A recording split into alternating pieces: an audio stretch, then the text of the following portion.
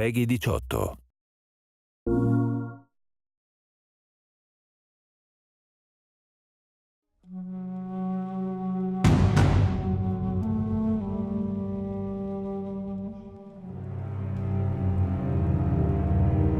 Don't make a sound. Quiet. This way. We went through quite a process trying to figure out what the infected were going to be. A very big directive from the very beginning was they're not zombies. The early inception for it really came from a BBC video we saw called Planet Earth, where they were talking about a cordyceps fungus. As soon as we saw it, we were intrigued by the idea of what if it jumped to humans?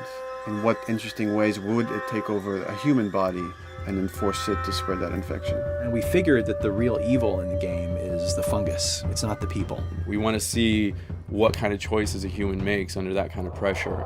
There's him. So as we're trying to develop the look of the infected, we went through so many different iterations, some that looked really alien and subhuman, some that looked just essentially like zombies, and we couldn't find like an original place for them.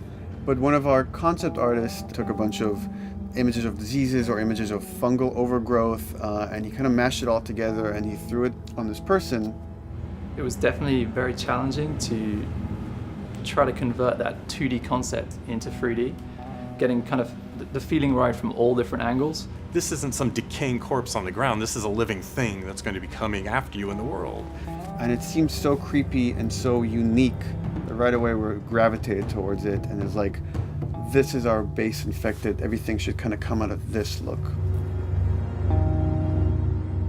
They use a form of echolocation to track down their enemies. Just like bats or even some blind people can see by making a clicking sound.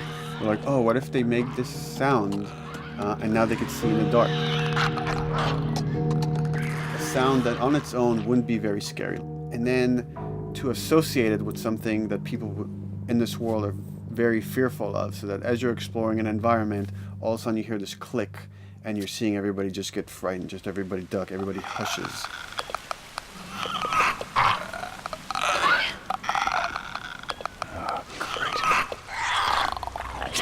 When the infected feels like it's going to die, it finds like a dark corner and it becomes part of the environment.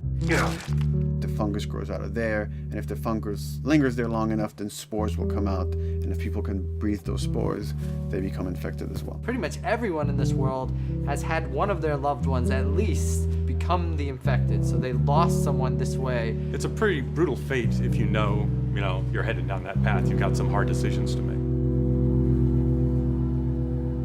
Yeesh. We actually made it. It's called luck. And it's gonna run out.